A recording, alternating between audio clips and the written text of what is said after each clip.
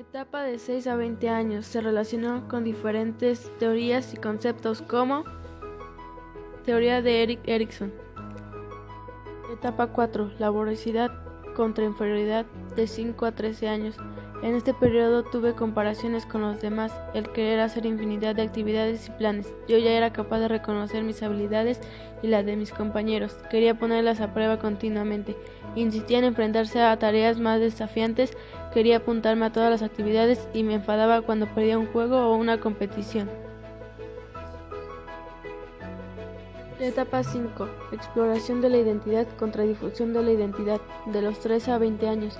Durante esta fase me preguntaba continuamente una sola cosa: ¿quién soy yo?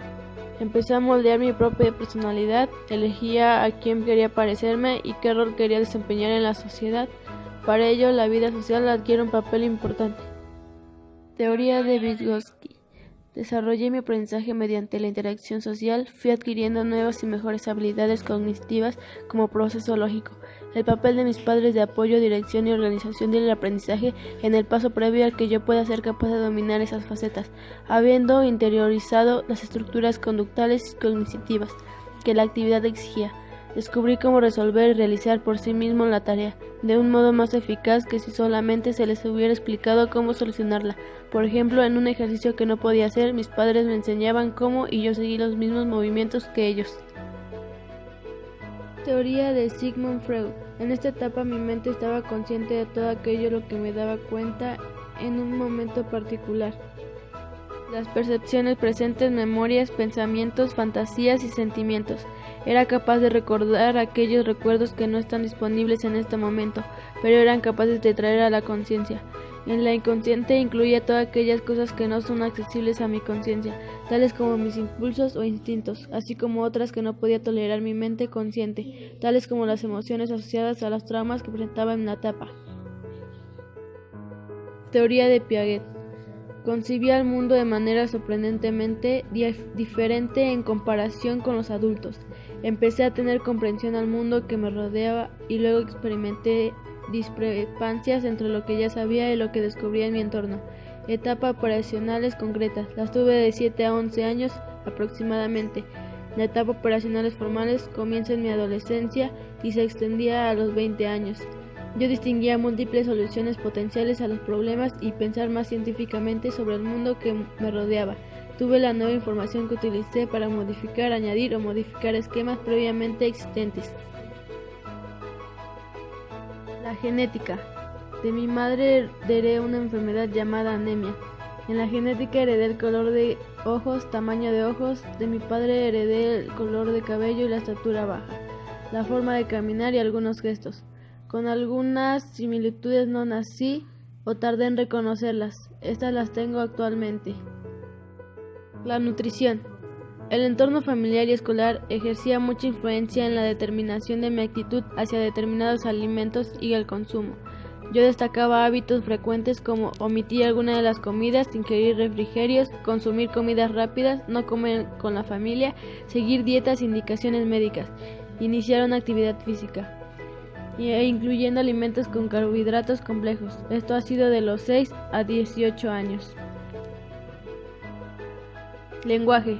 Cuando tenía la edad de 8 años hablaba mal y empleaba poco vocabulario, tenía un retraso simple del habla, pero esto no significa que los sentimientos sean menos intensos. Yo solía ser muy sensible y perspicaz.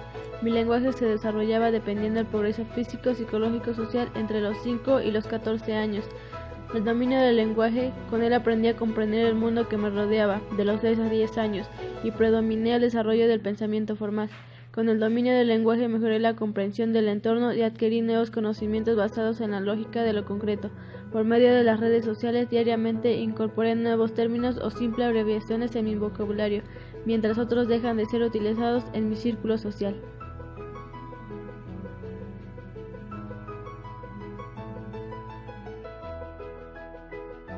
Componentes del sistema nervioso, de 6 a 20 años. El hipotálamo empieza a estimular la hipófisis para que mis hormonas sexuales comiencen a liberarse. Esto madurará los órganos sexuales y provocará los bien conocidos cambios corporales de la adolescencia.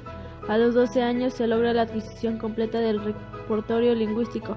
fonología, léxico, gramática. Es el número creciente de interconexiones neuronales.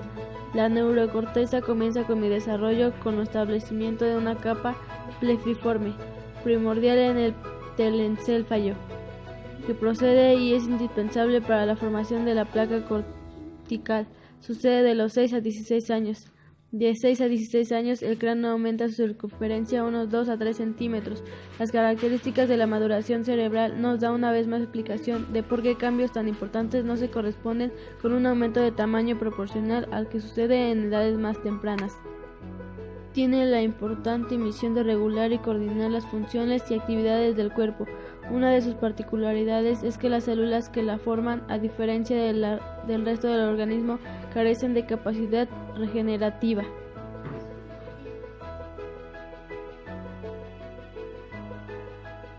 Sistema muscular. 6 a 11 años utilicé ejercicios isocinéticos que concluían con un significativo aumento de la fuerza contra las lesiones y como posibilidad de aumentar la capacidad de rendimiento y el bienestar psíquico. Pueden probar un efecto positivo del entrenamiento de la fuerza en mí.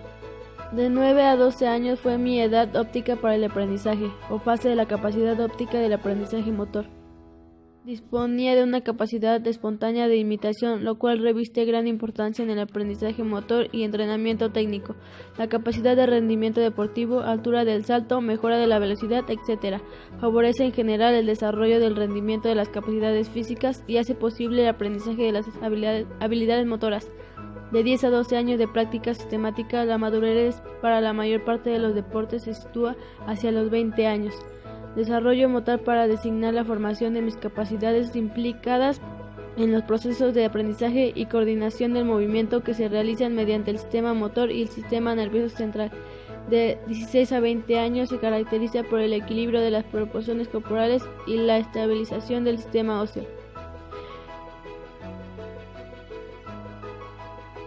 Organización perceptiva.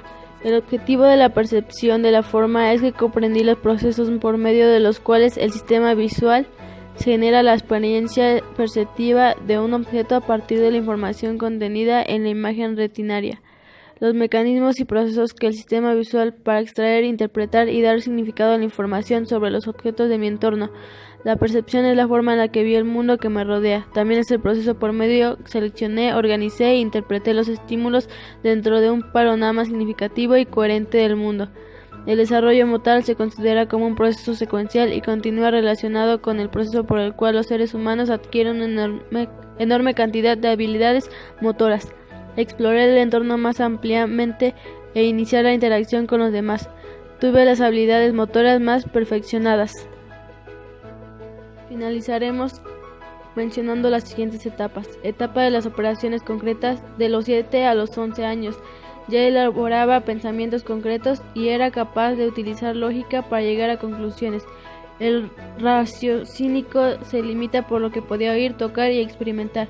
La etapa de las operaciones formales a partir de 11 a 12 años hasta los 15. Era capaz de utilizar la lógica para llegar a conclusiones abstractas no ligadas a un caso concreto, desarrollar la capacidad de hipótesis y resolver problemas más complejos. Estas etapas son importantes para nuestra vida, ya que es un bienestar para nosotros.